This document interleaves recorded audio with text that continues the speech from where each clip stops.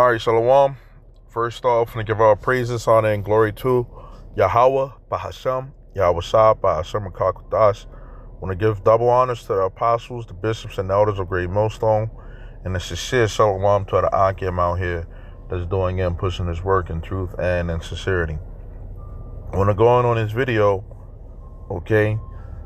Those that lead many to righteousness will shine like the stars forever. Okay, and that's from the book of Daniel 12:3. And it says, and they that be wise shall shine as the brightness of the firmament, and they that turn many to righteousness as the stars forever and ever. Okay, and that's one of the things that, one of the main goals, is to reach the elect of Israel. Okay. And, when we read the scriptures, the elect is going to get woke up. The Lord doesn't, technically need us to wake the elect up. He could do it however he wants to. But, for, the sake of the lesson, this is, how he got the elect waking up, by his men going out there on the highways, doing these videos, okay? And, the Lord is the one who gives the increase, as the scriptures say, okay? So, being in this truth, okay, it's like a roller coaster, okay? You go wherever way the Lord wants you to go at on this ride, okay? He the one who controls it, okay? He built the program, he built the system. So when we consider that, we are a part of something so magnificent, okay, that you can't even really put it in words, okay? That this is something that, the Lord already put in the plan of how this is going to go, and we just living out the course. So the honor, that the Lord has given us, okay, Lord willing, we have the elect for waking up his people, okay? Being of the elect, man, is something that you can't even compare, man. It's like the ultimate blessing, okay? And it's like what, nothing that you do is going to fail. So, on this side of me, seem like we at loss for certain things. But the gain is wisdom and gaining brothers. Okay, gaining, even more faith. Okay? So I was meditating on this, okay? I asked ChatGPT, right? What's the saying, well-behaved women seldom make history? It says, what does the Bible say about this? And the Lord's disciples going to make history. Okay? So that quote, okay, is from a woman. It says, well-behaved women seldom make history. Originally, it wasn't meant for to glorify rebellion. It was more of an observation. History tends to remember people who disrupt, challenge norms, or step outside expectations. Now, let's line that up with the Bible. Well-behaved versus obedient to Yahweh. Scripture doesn't praise people for breaking rules just to stand out. It praises those who stand firm in truth, even when it looks like rebellion to the world. Acts 5:29. We ought to obey God rather than men. The disciples looked like troublemakers, but they were actually obedient. Ecclesiastes 32:18. A man of counsel will be considerate. True wisdom isn't reckless, it's calculated obedience. The Lord's servants were not well behaved by society standards. Okay? The prophets were hated, the disciples were persecuted. Yahweh Shah was crucified. From the outside, they were disruptive. controversial against the system. Okay, the same thing, as today. But in reality, they were aligned with Yahweh Shai's will. Okay, John 15:18, it says, if the world hate you, you know that it hated me before it hated you. Okay, and that's one of the reasons, why we're able to deal with, hatred, okay, from this world. Okay, because we're not a part of this world, spiritually, this is not our world. Okay, and a lot of our own people, our own people were the ones who put Yahweh Shai to death. When you really go into that world, okay, that's talking about, the cosmos, that the people, the so-called Jews, or the real Jews, okay, and Judah, Benjamin, and Levi, that was at around that time, they hated Yahweh Shai. Okay, these were Israelites. Okay, they hated the Lord. Okay, for teaching the truth. Okay, performing miracles. Okay, and his disciples, going to be hated too. Okay, so this hatred is really nothing new. Okay, it says, are the Lord's disciples making history? Yes, but not in the worldly sense. Okay, Matthew 19:28. You which have followed me, so sit upon 12 thrones, judging the 12 tribes of Israel. It's just the scripture saying, it talks about receiving 100-fold of everything that you have lost on this side. Okay, it says Revelation 20:4, they lived and reigned with Yahweh Shai, and I believe that that's talking about the souls of them that were beheaded. Okay, let's get that.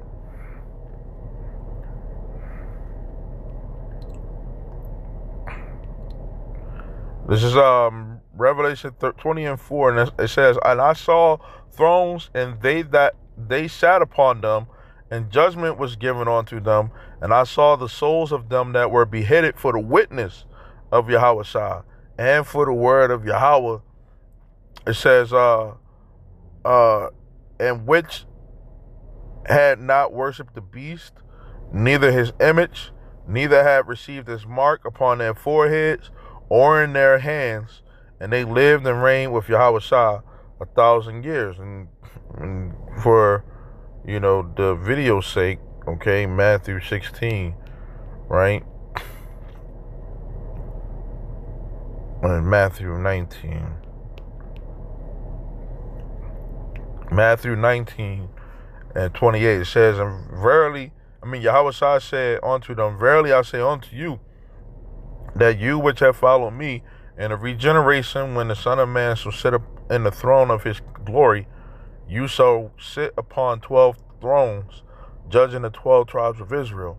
And everyone that has forsaken houses, or brethren, or sisters, or father, or mother, or wife, or children, or lands, for my name's sake, shall receive 100-fold, and shall inherit everlasting life. But many that are first shall be last, and the last shall be first. Okay? So we put last in this world, okay? But in the kingdom, you're going to be put, first. Okay? It says that's bigger than history. That's rulership and judgment.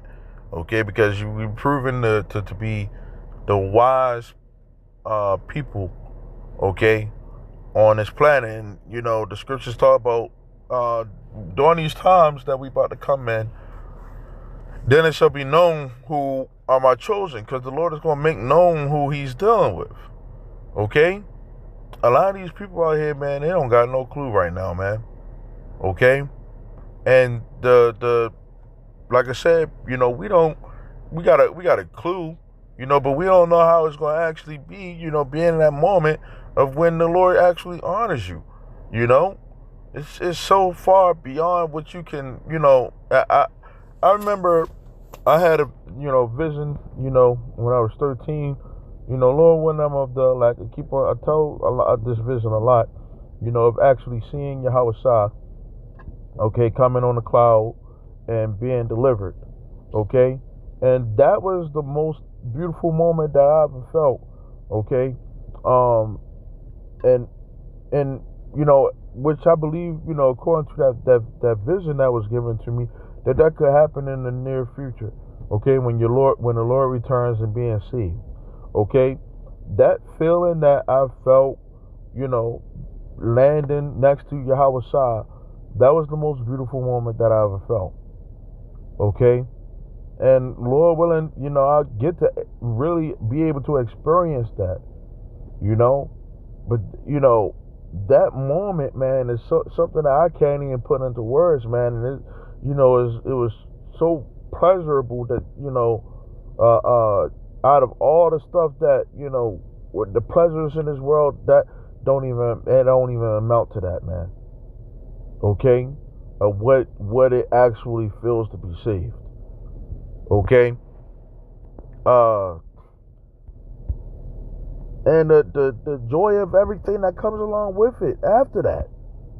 Okay, it says if we rewrote, it says those who obey Yahweh Bashim Yahushua, even when it makes them enemies of the world, are the ones remembered forever. Okay, the world says break rules to be remembered. You got a lot of these foolish people who are famous, and it's like, what? A lot of these people be famous because they break rules, not because they done something that's honorable. Okay, it says stand in truth even if it costs you everything. Okay, not just history but eternity. Okay, and that's what we dealing with. The magnitude of this faith that we're in. Something that's eternal, that's going to last from generation to generation. If you have the elect, you're gonna live forever, and you're gonna see the fruits of your labor right in the kingdom. Okay, enjoy the fruits of your labor. Right.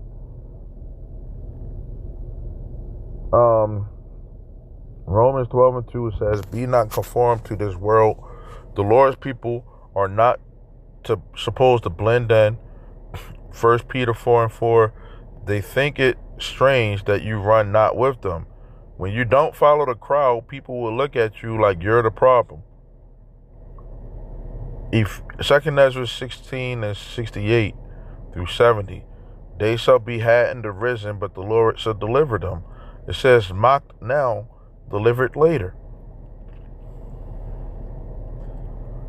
Matthew 5:10-12, right? It says, blessed are they which are persecuted for righteousness' sake. Persecution equals approval. Okay.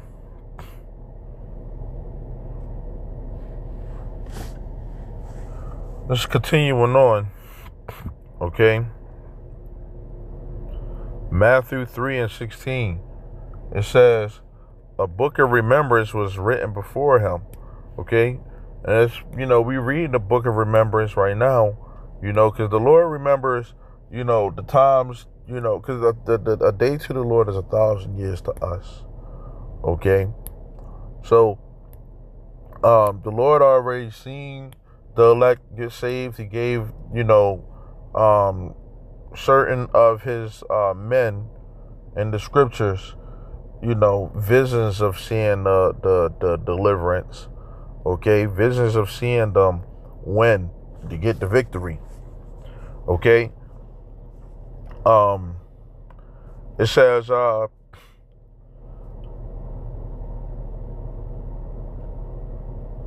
Luke 12:8, whosoever shall confess me before men, him shall the Son of Man also confess. Okay, if you stand now, you get acknowledged later. Okay.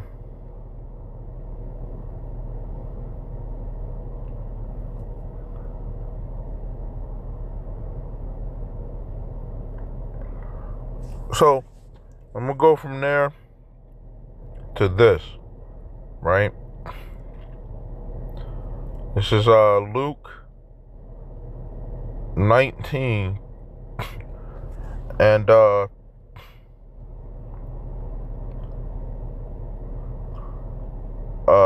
12. It says, he said, therefore, a certain nobleman went into a far country to receive for himself a kingdom and to return.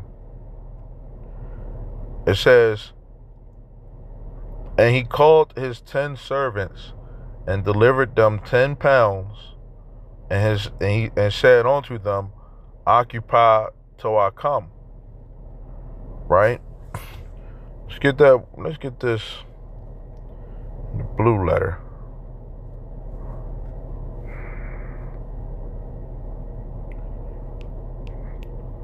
Luke 19 and 13. When get that word occupy.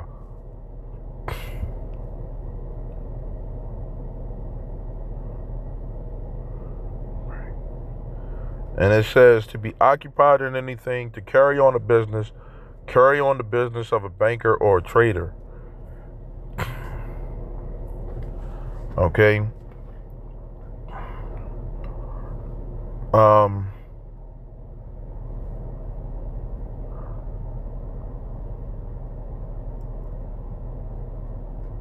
It says, but his citizens hated him and sent a message after him saying, we will not have this man to reign over us.